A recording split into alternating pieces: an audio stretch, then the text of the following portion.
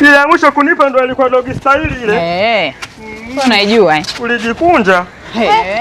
Wewe Chandimu. Mamangu mdogo huyo. Mmetoka kufanya nini huko mjumbani? Nimetoka kumkalabila huyu. Wewe usitafute malazi yasiyokuwa lazima. Hivi wewe Kachumbari, hujawaona wanaume wote mpaka kwenda kumchukua mtoto wa dada yangu mimi mwanangu ukamfanya mambo hayo? Kama kila ninayemfuata mimi ananiambia nitaki nifanyeje? Kwa hiyo huyu ndo amekukubalia, si ndio? Wewe nimekulazimisha? Nimetaka mwenyewe mwenzangu. Fimenoga na joto kama utipoti huyu. Alafu wewe acha utaila. Chandimu acha uchizi.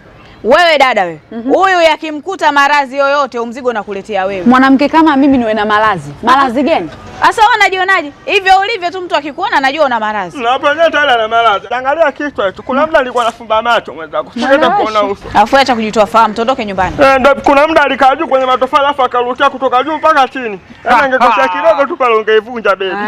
Mueleweshe. Hebu fanya tondoke huko. Wewe unaondoka kweli?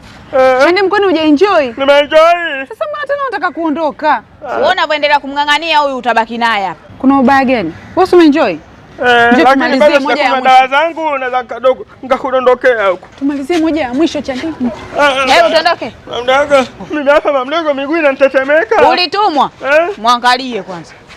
Hata upili ulikuwa umejaa. Upili umejaa hujaona wanawake wote mpaka umfuate yule. Sasa mimi kuna kunipa zaidi ya yule. Hebu acha ujinga tondoke.